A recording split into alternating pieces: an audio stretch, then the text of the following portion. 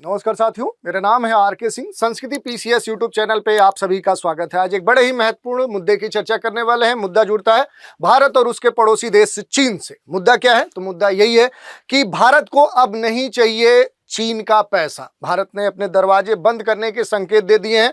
अब ड्रैगन के लिए भारत का क्या मैसेज है, इसी की चर्चा करने वाले हैं। और ये जो मुद्दा है, आखिर इसमें जो प्रेस नोट 3 है जो खास तौर पे चर्चा में है, और इस तरह की जो बात भारत की तरफ से खुल के आ रही है कि अब भारत चीन जो निवेश है उसके जो संबंध है उसमें भारत पूरी तरह से जो एक सतर्कता है, जो एक अलर्टनेस है वो बरत रहा है। और इसके पीछे आखिर भारत की मंशा क्या है, किन उद्देश्यों को ध्यान में रखते हुए इस तरह की जो बातें हैं वो भारत चीन के संदर्भ में कर रहा है। तो इसी मुद्दे की हम चर्चा करेंगे और इससे जुड़े हुए जो भी अहम कह सकते हैं मुद्दे हैं, जो पहलू हैं, उन पर भी संक्षिप्त रूप से हम बात करेंगे। चलिए स्टार्ट करते हैं। सबसे पहले हम बात करेंगे न्यूज की। न्यूज क्या है और ये जो न्यूज आ रही है किसके संदर्भ में आ रही है? तो China investment in India, Bharat में चीन के निवेश के संदर्भ में अब भारत ने दो टूक चाइना को कह दिया है कि हमें आपका पैसा नहीं चाहिए। भारत और चीन के जो रिश्ते हैं आप सभी से छुपे हुए नहीं हैं, इनमें हमेशा देखेंगे तो उतार चढ़ाव देखने को मिलते ही रहे हैं। ये अलग बात है कि कुछ 1-2 सालों में देखें तो दोनों देशों ने कुछ मुद्दों पर एक आपसी जो सहमति है वो जताई है, लेकिन अभी भी देखेंगे तो भारत चीन विभिन्न मसलों पर एक दूसरे से सहमत नहीं है, विभिन्न मंचों पर एक दूसरे का समर्थन नहीं करे। खास तौर पे चीन की बात, चीन हमेशा भारत को पीछे खींचने के कह सकते हैं कि तरीकों पर लगा रहता है, और इस कारण से देखें तो स्थिति बहुत बेहतरीन नहीं है। सरकार चीन से आने वाले जो भी निवेश हैं उन पर लगी जो रोक है वो रोक हटाने के मूड में नहीं है, और इसी कारण से देखें तो ये जो मसला है अब ये खास तौर पे चर्चा का विषय बना हुआ है। और इसमें खास तौर पे देखेंगे कि जो प्रेस नोट 3 है इसकी समीक्षा जो करने की बात की जा रही है, अभी भी देखें तो इसकी समीक्षा को लेकर अभी कोई योजना सरकार के पास नहीं है। सरकार चाहती नहीं है इसकी समीक्षा करना जो भारत की सुरक्षा को कहीं से भी खतरा उत्पन्न करे। आर्थिक जो सहयोग है उसके लिए खास तौर पे बातचीत करने की जो बात है वो भारत ने चाइना के संदर्भ में स्वीकारी है कि ठीक है, हम चाइना के साथ क्या करेंगे कि जो आर्थिक संबंध है उन आर्थिक संबंधों के संदर्भ में क्या है कि हम बातचीत करेंगे, लेकिन वहां भी हम पूरी तरह से अलर्ट होंगे। अपनी जो कह सकते हैं कि हमारी जो सुरक्षा है, जो हमारे देश की कंपनियों की जो सुरक्षा है, उनकी सुरक्षा सबसे हमारे लिए महत्वपूर्ण है। उनको ध्यान में रखते हुए भारत क्या होगा कि भारत चीन के साथ अपने आर्थिक जो सहयोग है उस संदर्भ में बातचीत कर सकता है। जैसे अगर हम देखेंगे कि यहाँ पर जो सबसे महत्वपूर्ण बात कही जा रही है जो प्रेस नोट 3 है, ये थोड़ा सा समझने वाली बात है। इस पर हम आएंगे कि आखिर प्रेस नोट 3 क्या है, लेकिन उससे पहले थोड़ा सा इसके बैकग्राउंड और इसके बारे में बेसिक जानकारी हम लेते हैं। जैसे इंडिया है, भारत है और भारत का पड़ोसी देश चीन है, इनके जो संबंध है इनके बारे में अगर देखेंगे तो असली जो मोड़ आया है ये कब आया है? तो ये 2020 में देखें तो महत्वपूर्ण इनके संबंधों में, इनके रिलेशनशिप में कुछ खास विवाद देखने को मिले, और ये खास तौर पे देखेंगे तो एक झड़प देखने को मिली जो गलवान वैली है, जो गलवान घाटी है, उसी घाटी के संदर्भ में 2020 में दोनों देश एक दूसरे के आमने सामने आ गए थे। जब दोनों देशों के बीच में देखें तो सीमा विवाद को लेकर, बॉर्डर डिस्प्यूट को लेकर एक तरह से जो झड़प है वो हिंसक रूप ले ली, और इसके बाद भारत में चीन के खिलाफ देखेंगे तो व्यापक जो राजनीति है, जो सार्वजनिक प्रक्रिया है वो देखने को मिली, और ये जो प्रक्रिया है ये प्रतिक्रिया के तौर पे देखने को मिली थी। और इस पूरे घटनाक्रम के बाद देखें तो सरकार ने अपनी जो देश की सुरक्षा है, जो रणनीतिक क्षेत्र है, उसमें चीन की भागीदारी पर गंभीर रूप से पुनर्विचार करना शुरू कर दिया। और ये वही समय है जब प्रेस नोट 3 के तहत देखें तो प्रत्यक्ष जो विदेशी निवेश होता है, जो एफडीआई होता है, उस एफडीआई के संदर्भ में सख्ती लागू करने पर मजबूर हो गया भारत। अब देखेंगे कि आखिर ये जो प्रेस नोट 3 है आखिर है क्या, जिसके संदर्भ में ये बात कही गई थी। तो इस पर थोड़ा सा हम इससे बारे में जो भी बेसिक जानकारी वो देखेंगे। जो प्रेस नोट 3 है ये 2020 में इसे लाया गया था, भारत सरकार के द्वारा महामारी के दौरान लाया गया एक महत्वपूर्ण क्या है, ये नीतिगत डॉक्यूमेंट है, ये दस्तावेज है। और ये किस लिए लाया गया? तो महत्वपूर्ण जो कह सकते हैं नीतिगत निर्णय है उनके तहत लाया गया। और उद्देश्य क्या था, मोटो क्या था इसको लाने के पीछे सरकार का? तो भारत की जो कंपनियां हैं उनको संकट की स्थिति में जो भी एक तरह से देखें शत्रुतापूर्ण या विद्वेष के तहत जो इनका अधिग्रहण हो रहा था चीन के निवेशकों के द्वारा, तो इस कह सकते हैं कि एक विद्वेषपूर्ण या जो कह सकते हैं कि एक जो निगेटिव कह सकते हैं कि मंशा है, उसके तहत इन्हें बचाने के लिए खास तौर पे ये जो प्रावधान है ये भारत सरकार के द्वारा लाया गया था। और इसी कारण से ये खास तौर पे चर्चा में भी है, क्योंकि ये वही समय है जब प्रेस नोट 3 लाया गया और विदेशी जो निवेश है, जो फॉरेन कह सकते हैं कि जो बड़े स्तर पे निवेश हो रहे थे, उन पर सख्ती लागू की गई, क्योंकि उस समय जो परिस्थितियां थी भारत में बहुत बेहतर नहीं थी और कंपनियों के बड़े अधिग्रहण हो सकते थे और वो जो अधिग्रहण है वो सकारात्मक दृष्टिकोण से नहीं हो सकते थे, बल्कि शत्रुतापूर्ण अधिग्रहण हो सकता था। तो इस तरह की स्थिति भारत में न उत्पन्न हो और भारत की जो सुरक्षा है वो खतरे में न पड़े, इसी के लिए क्या लाया गया था कि प्रेस नोट 3 लाया गया था। तो इसका उद्देश्य हमने समझा और इसमें जो महत्वपूर्ण जो प्रपोजल या जो प्रावधान रखे गए थे, थोड़ा सा उन पर जो उसके मुख्य बिंदु हैं उन पर हम बात करते हैं। तो इसमें यह कहा गया कि भारत की जमीनी सीमा, जो मुख्य कह सकते हैं कि स्थलीय सीमा है, जो जली सीमा है, उससे लगे हुए जो देश हैं, जैसे भारत के पड़ोसी देश हैं चीन, नेपाल, पाकिस्तान, भूटान, बांग्लादेश, म्यांमार, अफगानिस्तान, तो मुख्य भूमि से लगे हुए जो क्षेत्र हैं उनसे आने वाला जो भी इन्वेस्टमेंट है, जो निवेश है, वो सीधे क्या होगा कि वो सीधे नहीं होगा, बल्कि उसमें जो भारत सरकार है उसकी कहीं ना कहीं सीधे हस्तक्षेप देखने को मिलेगा। यानी कि सरकारी मंजूरी जब तक नहीं मिलेगी तब तक वो इन्वेस्टमेंट भारत में नहीं हो सकेगा या किसी कंपनी का अधिग्रहण नहीं हो सकता है। इसकी पूरी जानकारी इस मामले में भारत सरकार की जो संलिप्तता है वो होगी, इस तरह की बात पहला कंडीशन रखा गया था। यह भी कहा गया था कि इनमें से उन कंपनियों या जो भी व्यक्ति हैं उनको भी शामिल किया गया है जो जमीनी जो सीमा है वो साझा करने वाले देशों में स्थापित है, वहां पर मौजूद है या वहां के नागरिक हैं। तो ये दूसरा क्लाज इसमें था। तीसरा था कि ऐसी इकाइयों के द्वारा भारत के किसी भी कंपनी में जो हिस्सेदारी है, जो पार्टनरशिप है, वो ट्रांसफर करने के लिए सरकार की पूर्व अनुमति की आवश्यकता है। ऐसा नहीं है कि सरकार को बिना बताए, सरकार को पता ही नहीं है, सरकार को सारी जानकारी दिए बगैर आप क्या कर लिए कि इस तरह की जो भी हिस्सेदारी है वो आप ट्रांसफर कर दिए। तो ये भी पूरी तरह से इस क्लाज में था।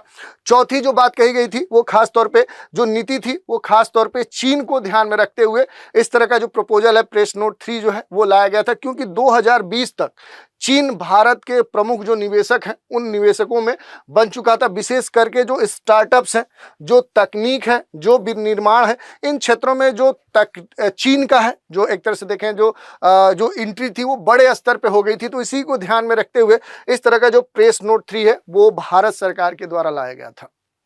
अब देखिए वर्तमान में जो सरकार का वर्तमान रुख है ये क्या है। तो सबसे पहली बात भारत सरकार की तरफ से की गई है कि जब तक चीन भारत के संदर्भ में भरोसा नहीं बनाता है, भारत को भरोसे में नहीं लेता है, तब तक क्या होगा कि हम कोई भी अपने जो पहले से प्रावधान है, जो हम नियम लागू किए हैं, उसमें हम बदलाव नहीं करेंगे। ये अलग बात है कि हाल ही में देखें जैसे भारत चीन के बीच में कई सारे जैसे सीमा विवाद से जुड़े हुए जो मुद्दे हैं उनमें कुछ आपसी जो सहमति है वो बनी है। सैन्य और राजनयिक स्तर पर देखें तो जो एक तनाव बड़े स्तर पर उभर रहा था वो कहीं ना कहीं वहीं पर रुका हुआ है। लेकिन निवेश जैसे जो संवेदनशील क्षेत्र हैं, इन क्षेत्रों में भारत कहीं से भी चीन के संदर्भ में ढीलापन नहीं देना चाहता है और पूरी तरह से अलर्टनेस है, अलर्ट के द्वारा, सतर्कता के द्वारा वो विभिन्न मुद्दों पर काम करना चाह रहा है। और सरकार का ये क्लियर तौर पे मानना है कि जब तक चीन भू रणनीतिक इरादों को लेकर पूरी तरह से भारत को अपने भरोसे में नहीं लेता है, तब तक निवेश जैसे जो क्षेत्र हैं जिसमें किसी भी प्रकार की जो लापरवाही है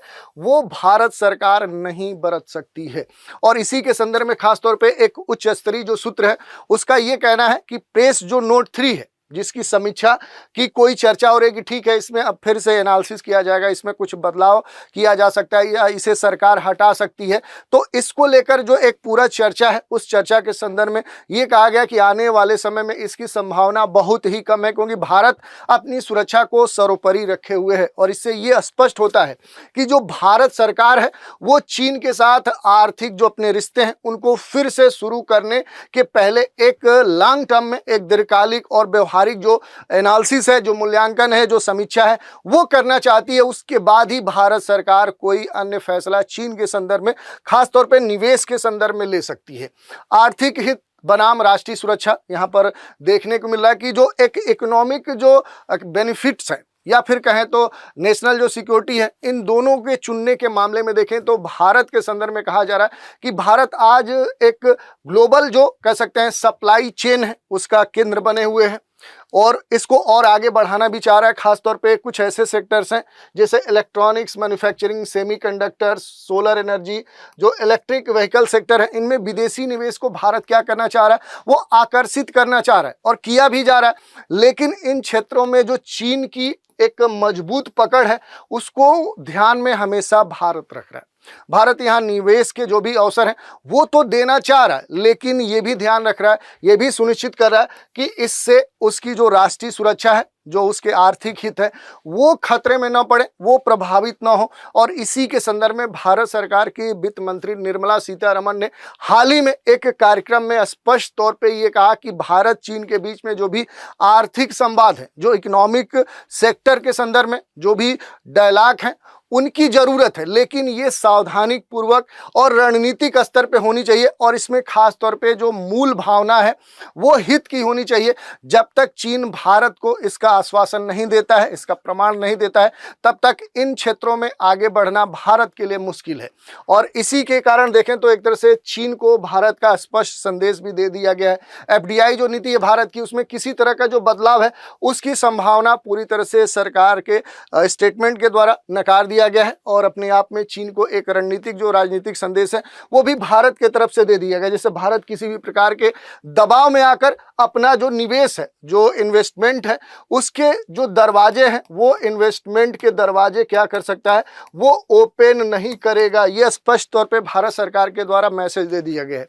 दूसरी बात, चीन को अपने भू राजनीतिक जो रुख है, जो भी सीमाई व्यवहार है, जो बॉर्डर से जुड़े हुए जो डिस्प्यूट है, खासतौर पे देखेंगे बहुत सारे मुद्दे हैं, उनको देखेंगे कि भारत और चीन के बीच में जो सीमा विवाद है, उसके रणनीतिक जो अवस्थितियां हैं, जो संवेदनशील क्षेत्र हैं, उनको लेकर अब भी भारत और चीन के बीच में विवाद एक तरह से तनाव की स्थिति में नहीं है, लेकिन वो हमेशा बना हुआ है। तो उनमें बदलाव लाना होगा और चीन को भारत के संदर्भ में देखें तो एक जो कहा जाता है कि एक जो भरोसा है, जो एक विश्वास है, वो उस विश्वास में भारत को लेना होगा, तभी इस मामले में भारत आगे बढ़ सकता है। और भारत की जो रणनीतिक स्वायत्ता है वो हमेशा भारत बनाए रखेगा, न कि आर्थिक अपने मजबूरियों के चलते, वो दबाव के चलते वो अपने राष्ट्रीय सुरक्षा, अपने जो भी हित हैं उनसे समझौता करेगा। तो इस तरह की भी बात यहाँ पर देखने को मिली है, जिस कारण से ये जो मामला है ये खास तौर पे चर्चा में, इसमें एक वर्ड आ रहा है डिकupling या नियंत्रित, या कह सकते हैं कि जो एक सहयोग है, क्योंकि भारत का जो रुख है, जैसे आप देखेंगे अभी ब्रिक्स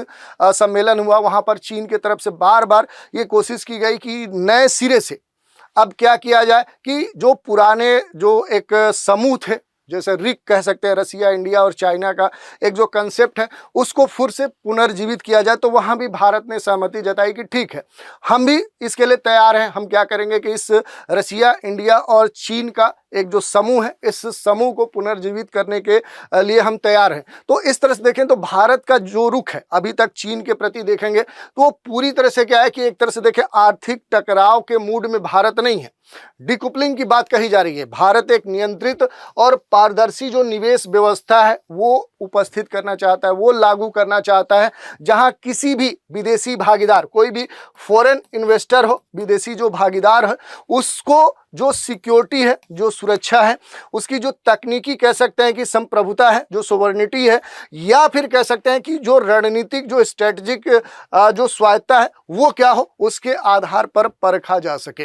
तो ये कुछ कंडीशन भारत की तरफ से रखी गई है और इसके तहत भारत ने जो भी टेक्नोलॉजी टेक जो कंपनियां हैं उन पर विशेष जो निगरानी है वो बनाए हुए हैं। खास करके डेटा कम्युनिकेशन से जुड़े हुए जो फिनटेक हैं या फिनटेक से जो जुड़ी हुई हैं, जैसे आप देखेंगे जियोमी एक बड़ी कंपनी है, टिकटॉक है, अलीबाबा है, तो ऐसे बहुत सारी जो कंपनियां हैं उन पर पूरी तरह से जो एक सुपरविजन है, जो निगरानी है, वो भारत के द्वारा बनाई गई है। और कई सारे जो चीनी ऐप्स है आप देखे होंगे वो पहले ही प्रतिबंधित किए जा चुके हैं। जैसे टिकटॉक काफी पॉपुलर था, भारत सरकार ने क्या किया, उस पर बैन लगा दिया। तो इस तरह के जो प्रयास हैं वो भारत की तरफ से किए जा रहे हैं और ये पूरी तरह से एक संतुलन की जो रणनीति है उस पर आधारित है। तो ये बात स्पष्ट हो गई है। और इस समय जो भारत की तरफ से देखेंगे तो संतुलन और जो संयम की नीति अपनाई जा रही है, चीनी नागरिकों को जैसे ट्रेवल वीजा जारी करने को लेकर देख सकते हैं आप। ये एक छोटा कदम है, ठीक है, लेकिन दोनों देशों के बीच में एक जो आपसी विश्वास है, एक जो संबंध है, उसको बढ़ाने की दिशा में एक सकारात्मक जो प्रयास है वो हो सकता है।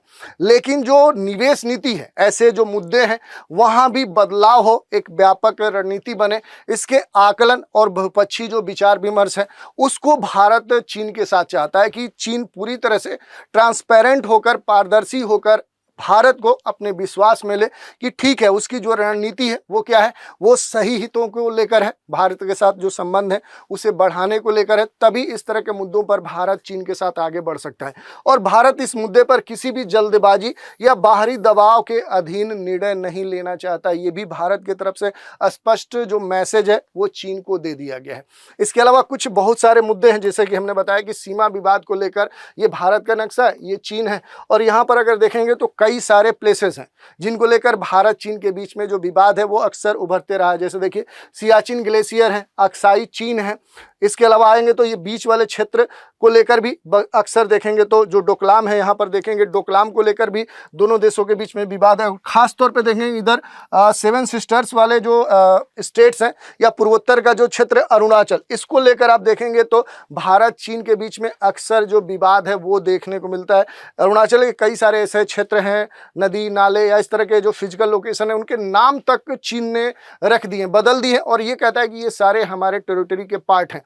तो इस तरह के जो मुद्दे हैं इनको लेकर भारत जो है वो चीन को क्लियर करना चाहता है कि जब तक सभी मुद्दों पर आप सही तरीके से हमसे बात नहीं करोगे तब तक हमारी जो भी रणनीति है, चाहे वो प्रेस नोट 3 को लेकर हो या इस तरह के जो भी आर्थिक संबंध हैं, उन संबंधों के संदर्भ में आगे बढ़ने को लेकर हम पूरी तरह से अलर्ट हैं और अभी तक जो नीति है उसी पर हम कायम हैं। इसमें आगे हम बदलाव नहीं करने वाले हैं। तो जो एक पैसे लेने की बात है उसको लेकर चीन को एक तरह से पूरी तरह से स्पष्ट जो मैसेज है वो भारत सरकार ने दे दिया है। तो ये हमने देख लिया। आज की चर्चा पर आधारित एक प्रश्न देखते हैं। प्रश्न है, भारत की किस नीति के अंतर्गत चीन जैसे देशों से आने वाले जो निवेश है उनको सरकारी मंजूरी मार्ग के तहत लाया जाता है? एक्ट ईस्ट पॉलिसी है, प्रेस नोट 3 नीति है, आत्मनिर्भर भारत नीति है या फिर सेज जो पॉलिसी है इसके तहत? तो आप समझ गए होंगे कि सही उत्तर क्या होगा। आप अपने उत्तर हमें कमेंट के माध्यम से प्रेषित कर सकते हैं। तो आज के एपिसोड में यही हमने बात की कि आखिर भारत ने चीन से पैसे लेने से क्यों इनकार किया, जो निवेश है उसको क्यों प्रेस नोट 3 के नीति के तहत अब भी बना रहेगा ये नीति और इसके तहत क्या प्रावधान है, और इसके संदर्भ में भारत और चीन के बीच में जो वर्तमान परिस्थितियां हैं उसको लेकर जो भारत है वो क्यों सतर्क है और कैसे भारत कूपलिंग पॉलिसी को तहत अपना आने वाले समय में जो भी संबंध है चीन के साथ उसको बनाए रखना चाहता है। इन सभी मुद्दों पर डिटेल से हमने चर्चा की। तो आज के एपिसोड में इतना ही। आप सभी हमारे साथ बने रहें, इसके लिए धन्यवाद।